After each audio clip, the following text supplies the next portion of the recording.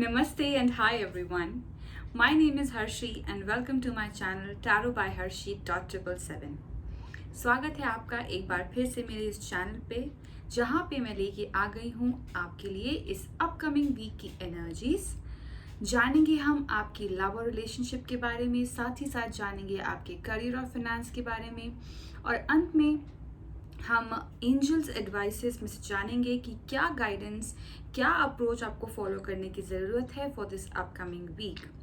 Also, this is a general reading which may or may not resonate with everyone. So please take that whatever resonates with you and leave the rest for others. अगर आप मुझसे personal reading चाहते हैं तो उसकी सारी details description box में available हैं, आप वहाँ पे जाके चेक कर सकते हैं. आप मुझे इंस्टाग्राम पे भी फॉलो कर सकते हैं, where I post daily affirmations and messages. Also हमारा जो यूट्यूब फैमिली है वो धीरे धीरे बहुत जल्दी बढ़ रही है, and as promised I will do a live session with all of you guys. जल्दी ही इसके रिलेटेड पोस्ट मैं अपने इंस्टाग्राम पे भी डालूंगी, तो आप ज़रूर मुझे वहाँ पे फॉलो करिए और अपने क्वेश्चंस या अपनी जो भी क्वेरीज हैं आप मुझे उस पे मैसेज पे डाल सकते हैं, and I will surely address to them in the live session. Alright, so या जिसने भी अभी तक मेरा ये चैनल सब्सक्राइब नहीं किया है, please do subscribe to this channel, hit the button like so that you can notified every time I release a new video. Also आप कमेंट्स करके मुझे ज़रूर बताइए कि कैसी लग रही हैं आपको ये रीडिंग्स और आप इससे कितना रेजोनेट हो पा रही हैं. नाउ या I think that's it, and without any further ado, now let's get into the video. Hi Scorpions and welcome to your weekly reading. आइए देखते हैं क्या मैसेजेस आ रही हैं स्कॉर्पियंस की लव और रिलेशनशिप में और उनके करियर और फाइनेंस में. क्या मैसेजेस आ रही हैं for scorpions love and relationship and for their career and finance. One more time.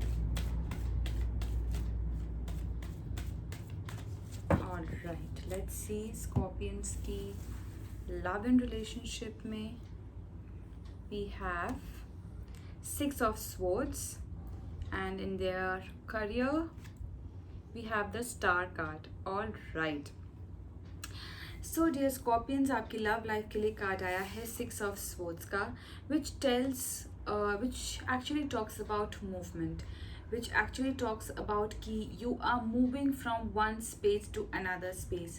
तो फाइनली अगर मैं यहाँ पे बात करूँ कि फाइनली आप उन सारी चीज़ों से दूर जा रहे हैं जिन्होंने कहीं ना कहीं आपको बहुत ज़्यादा डीप डाउन इफेक्ट किया था, जिन चीज़ों की वजह से आप अपना मेंटल पीस खो चुके थे, उन चीज़ों से आप दूर हट के आप आगे बढ़ रहे हैं. You know, it can be कि आप ऐसे किसी पर्सन से दूर हो रहे हैं, या फिर इट कैन बी कि आप उन एनर्जीज से दूर हो रहे हैं जिन्होंने आपके रिलेशनशिप को कहीं ना कहीं हैम्पर किया था, both you and your partner. ठीक है, कभी कभी ऐसा होता है कि कुछ ऐसी एनर्जीज आपके आसपास ऐसी होती हैं जो आपको पॉजिटिव वाइब्स नहीं देती हैं, या जो इतनी अच्छी आपको एनर्जीज नहीं फील करवाती हैं, एंड उससे आगे बढ़ना ही बेटर होता है. वहीं अगर मैं बात करूं ऐसे रिलेशनशिप की जो आपको कहीं ना कहीं टॉक्सिसिटी में लेके जाता है, या फिर आपने आपकी सेल्फ वर्थ या आपकी सेल्फ रिस्पेक्ट जहाँ पे नहीं होती है, तो वहाँ पे आपको लगता है कि नहीं, मुझे अब मूव ऑन हो जाना चाहिए. ठीक है, मूव ऑन बोलना बहुत आसान होता है, लेकिन कभी कभी इतना करने में उतना आसान नहीं होता है. आई नो टाइम लगता है चीज़ों को ठीक करने में, उनसे बाहर आने में, मूव ऑन करने में टाइम ज़रूर लगता है, specially when you are too much in your relationship, जहाँ पे आप इतना ज़्यादा जो है दे रहे हैं. लेकिन ये ज़रूरी भी होता है स्कॉर्पियंस, जो चीज़ आपको बेस्ट सर्व नहीं कर रही है, अच्छा है कि आप उससे अपना पीछा छुड़ा लें. अच्छा है कि आप अपने आप के लिए, अपने मेंटल पीस के लिए आगे बढ़ें, न्यू अपॉर्चुनिटीज़ की तरफ देखें, न्यू चांसेस की ओर देखें, और अपना जो होराइजन है उसको थोड़ा सा बड़ा करने की कोशिश करें. सो डेफिनेटली यहाँ पे स्कॉर्पियंस आप किसी एनर्जी से या फिर किसी पर्सन से मूव ऑन हो रहे हैं, and you are going to a better place which is giving you all kind of mental peace, all kind of satisfaction. एक सजेशन मैं यहाँ पे देना चाहूँगी, जब आप मूव ऑन कर रहे हैं, जब आप एक पार्ट से दूसरे पार्ट पे जा रहे हैं, just drop your past baggage there itself. उन चीज़ों को उस पास्ट बैगेज को आपको साथ में लेके जाने की ज़रूरत नहीं है, बिकॉज अगर आप उसी बैगेज के साथ जाएंगे आगे, then there is no point in moving on. Somehow you are stuck in those stale energies, सो वो मूव ऑन तो हुआ ही नहीं। वो तो जस्ट ये हुआ कि ठीक है, आपने अपनी प्लेस चेंज कर दी, या फिर आप उस पर्सन से दूर हो गए, आप उस एनर्जी से दूर हो गए, वो मूव ऑन नहीं हुआ। एग्जैक्ट मूव ऑन तभी होगा जब आप उसके साथ वो बैगेज भी, उस टॉक्सिसिटी के साथ या उस नेगेटिव एनर्जीज के साथ वो नेगेटिव बैगेज भी पीछे छोड़ के जाएं, तभी वो सही मायने में मूव ऑन कहलाया जाएगा। ठीक है, ये भी हो सकता है आप अपनी जगह भी चेंज कर सकते हैं। अगर मैं यहाँ पे देखूँ तो ये पॉसिबिलिटी भी मुझे नज़र में आ रही है कि आप थोड़े टाइम के लिए maybe you want to give some kind of a space in your relationship. ये भी चीज़ मुझे यहाँ पे देखने को मिल रही है scorpions. Alright, which is ultimately giving you mental peace. Alright, वहीं अगर मैं बात करूँ आपके करियर की, तो उसके लिए बहुत ही अच्छा कार्ड आया है द स्टार का, जो कि बताता है कि होप मत छोड़िए।